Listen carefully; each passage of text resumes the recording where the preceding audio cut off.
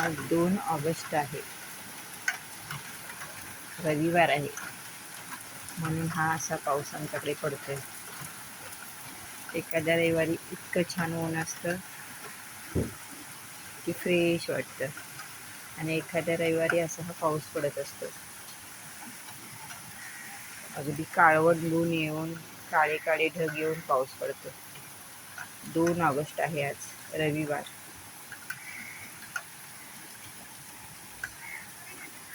ही माझी झाडं अशी फुललेली आहेत. हे आळूचं पान आहे, इथे एक जास्वंदी आहे, गुलाबी कलरची फूल येतं याला, आणि इथं आवळ्याचं झाड आहे. इथं म्हणजे तुळस सुंदर फुललेली आहे.